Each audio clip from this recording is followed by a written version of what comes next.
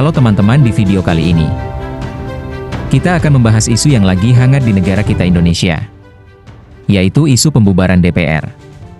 Apakah pembubaran DPR adalah masalah atau solusi? Mari kita lihat.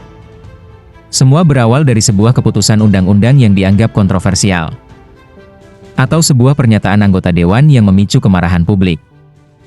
Dan juga adanya isu kenaikan tunjangan anggota DPR yang mencapai 100 juta per bulan. Video ini akan membahas pembubaran DPR di negara kita Indonesia dan solusinya. Menurut fakta sejarah, era Soekarno pada tahun 1960 dan juga sempat hampir dibubarkan di era Presiden Abdurrahman Wahid pada tahun 2001. Dan menjadi sebab adalah konflik antara lembaga eksekutif yaitu Presiden dan legislatif yaitu DPR, yang berujung pada kebuntuan politik dan ketidakstabilan pemerintahan, serta kekecewaan mereka pada wakil rakyat yang tidak menjalankan tugasnya sebagaimana mestinya. Kemudian isu pembubaran tersebut muncul kembali setelah terjadinya kenaikan tunjangan anggota DPR yang mencapai 100 juta per bulan, dan beberapa problem lainnya seperti pernyataan anggota DPR yang mungkin memicu kemarahan publik. Apakah membubarkan DPR adalah solusi? Pembubaran DPR bukanlah solusi yang tepat. Karena jika DPR dibubarkan maka akan terjadi kesenjangan politik pada sistem hukum kita di Indonesia, yaitu pada badan legislatif, pada wilayah pengawasan pemerintahan yang akan membuat kekuasaan eksekutif Presiden menjadi dominan dan tidak terkontrol. Hal ini membuka peluang besar bagi penyalahgunaan kekuasaan dan berpotensi mengarah pada rezim yang otoriter.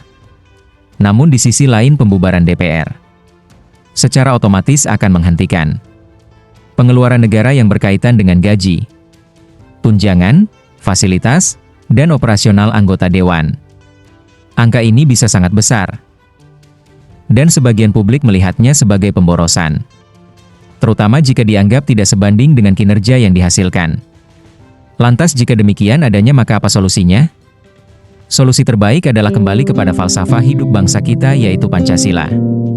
Karena sampai hari ini Pancasila hanya menjadi dasar negara secara administratif saja, bukan menjadi pegangan hidup bernegara, dan bukan hanya menghafal.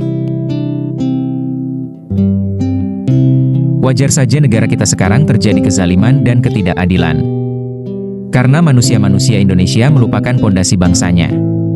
Pada prinsipnya terjadi keadilan sosial pada suatu masyarakat jika individunya telah adil pada dirinya sendiri. Dan adil itu dipengaruhi oleh konsep pada pikiran kita.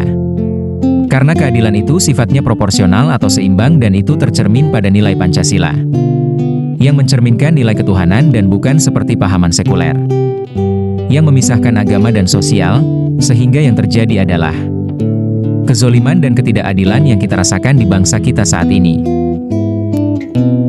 Sudah pupuskah sejarah? Secepat itukah zaman mengaburkan kisah perjuangan?